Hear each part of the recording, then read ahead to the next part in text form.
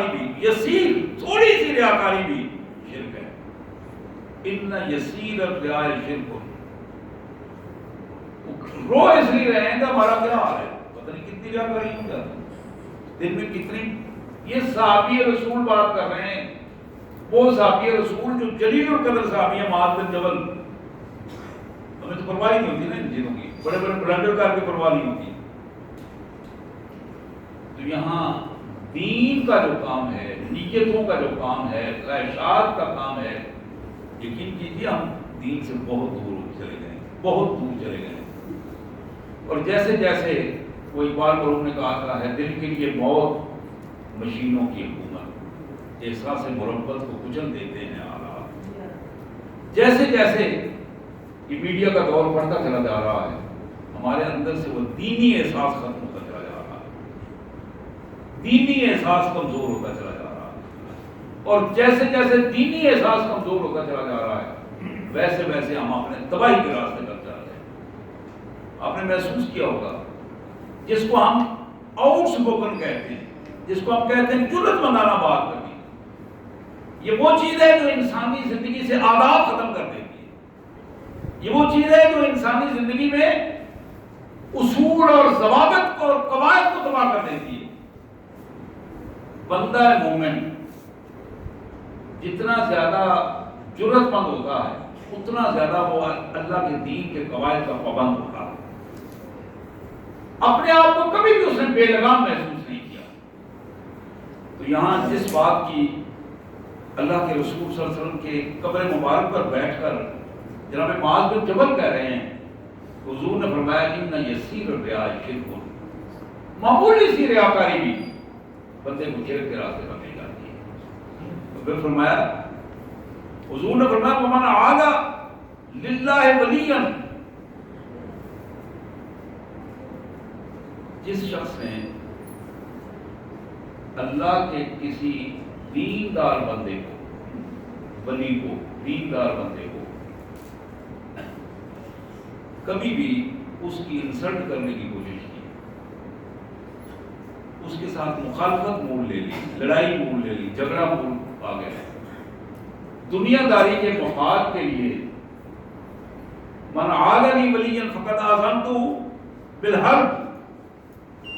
اللہ فرماتے ہیں، اللہ کے رسول فرماتے ہیں کہ اللہ نے فرمایا جس بندے نے میرے کسی دیندار مخلص بندے کے ساتھ لڑائی جھگڑا مول لے لیا، اس کی توہین کی، اس نے گویا میرے ساتھ لڑائی جھگڑے کی بات کی، میں اس کو چیلنج کرتا ہوں کہ آزام کو بالحق۔ اور پھر اللہ کے رسول صلی اللہ علیہ وسلم نے فرمایا ان اللہ یحب الابرار الاتقیاء،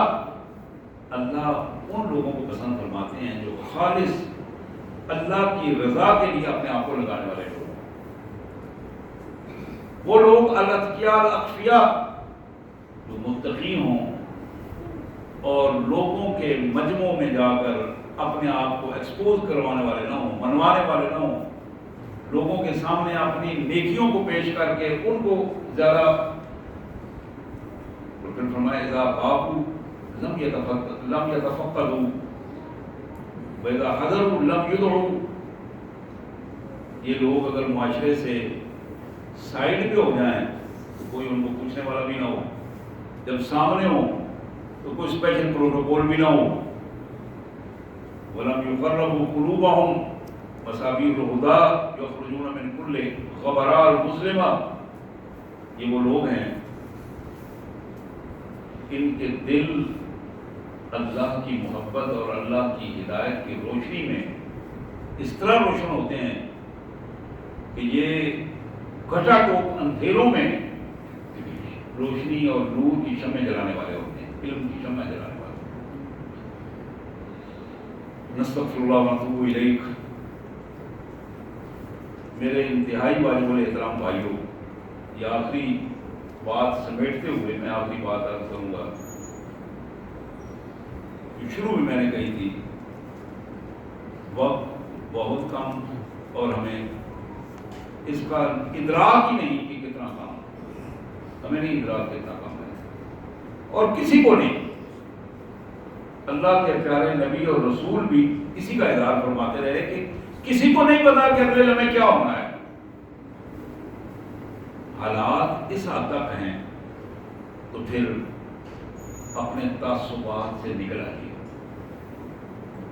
مفادات کے جھگڑوں سے نکلیے، تحفظات کے چکروں سے نکل کر دو چیزیں جو اللہ کے رسول صلی اللہ علیہ وسلم نے فرمائی کہ اپنی نیتوں کو ٹھیک کرو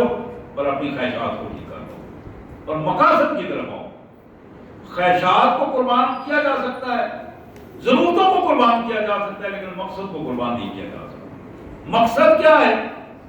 اللہ تبارک و تعالیٰ ہماری آخرت سنوار دے. اللہ سے دعا ہے اللہ تعالیٰ ہمیں حدیث مبارکہ کے ان ہدایات کو سمجھنے اور عمل کی توفیق عطا فرمائے. وآخر دعوانا الحمدللہ رب العالمین.